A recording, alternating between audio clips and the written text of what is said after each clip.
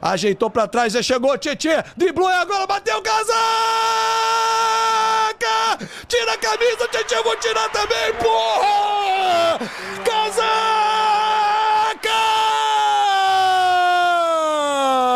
É gol do Vasco!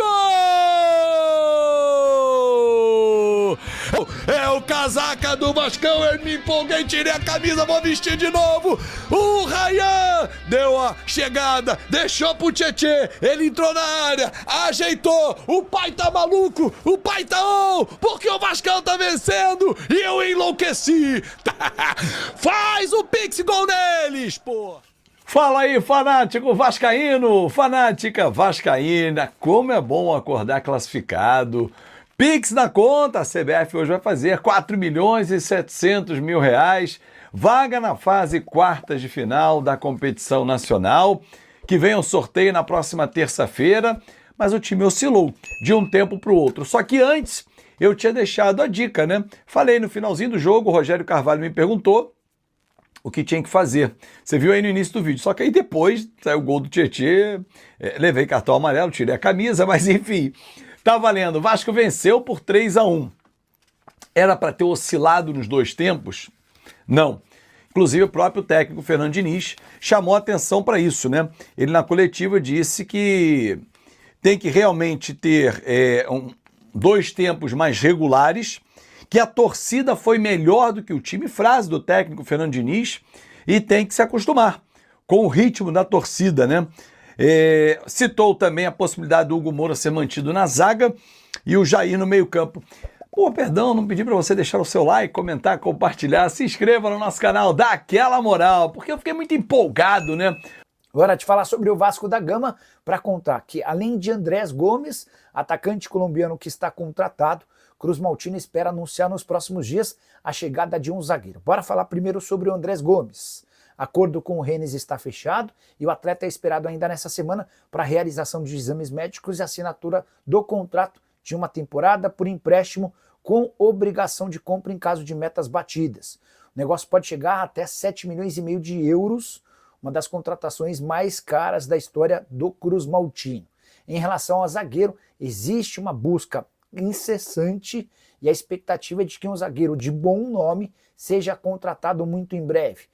Recentemente, o Vasco conversou com Nino, Yerry Mina e também Samir, e não houve acordo com nenhum dos três.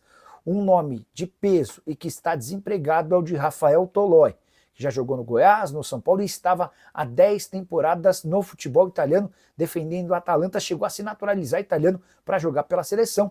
Me parece um bom nome. E você, o que pensa sobre Tolói no Vasco? Já usa o espaço para comentário para registrar sua opinião, beleza? Bom, voltando a falar sobre o Vasco da Gama, e essa camisa eu não vou tirar mesmo, de ontem eu tirei para comemorar e tal, mas hoje eu tô mais calmo, tô mais relax, né? Mas assim, concordo plenamente com o técnico Fernando Diniz, que avaliou que o time caiu muito mais do que devia, né, no segundo tempo. Citou o Ryan, impressionante quando o Ryan atua pelo lado dele, como é que ele joga, e quando ele vai lá pro outro lado, no caso da social, como ele despenca. Se é a concentração, se é o nervosismo, se é a necessidade de alguém estar ali o tempo todo cobrando ele. O Ryan não pode ser um carro alegórico que só vai empurrado. Não pode.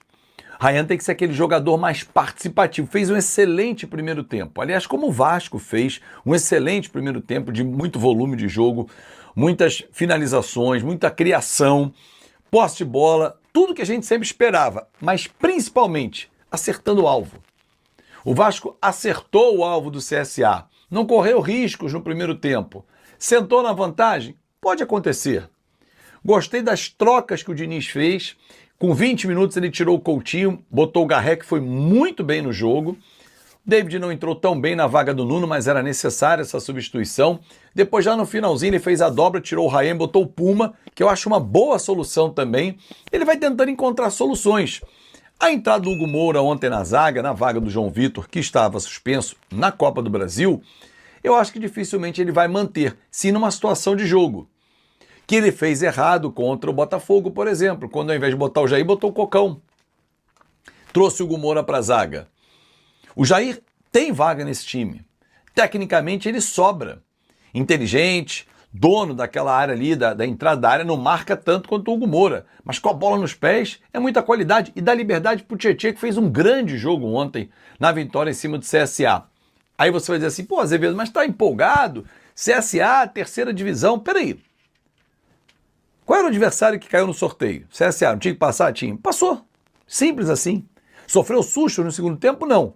Não precisava ter tido contra-ataques, o gol como saiu, falha de marcação. Mas, cara, passou com tranquilidade, absoluto. O torcedor deu um show, mais de 19 mil apaixonados, um mosaico fantástico. É isso que a gente espera. É exatamente isso que a gente espera do Vasco. Próximo adversário agora é domingo, o Atlético Mineiro. E o Vasco vai ter uma sequência boa pela frente, né? Mas com semanas ainda para trabalhar. Por exemplo, do jogo do Atlético Mineiro até o próximo jogo do Campeonato Brasileiro, que é o Santos, uma semana. Santos, o jogo vai ser no Morumbi, não vai ser na Vila Belmiro. Depois o Vasco tem pela frente o Juventude, viaja para Caxias do Sul, um jogo atrasado.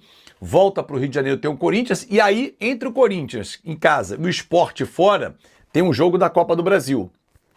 O sorteio acontece terça-feira, 10 da manhã na sede da CBF. Eu irei lá contar tudo para você. E pode cair Atlético Paranaense, Cruzeiro, Botafogo, Bahia, Fluminense e Corinthians. Não esqueci mais alguém, peraí. Vamos de novo. Atlético Mineiro, Atlético Paranaense, Bahia, Corinthians e Cruzeiro. Esqueci do Cruzeiro, pronto, que passou pelo CRB, foi a última vaga. Qualquer um desses pode cair. Qualquer um desses pode cair para o Vasco da Gama. E aí, vai fazer o quê? Meu irmão, tem que encarar. Quem você prefere, Azevedo? O Atlético Paranaense, que nós eliminamos no ano passado. É um time que não está bem na Série B do Campeonato Brasileiro.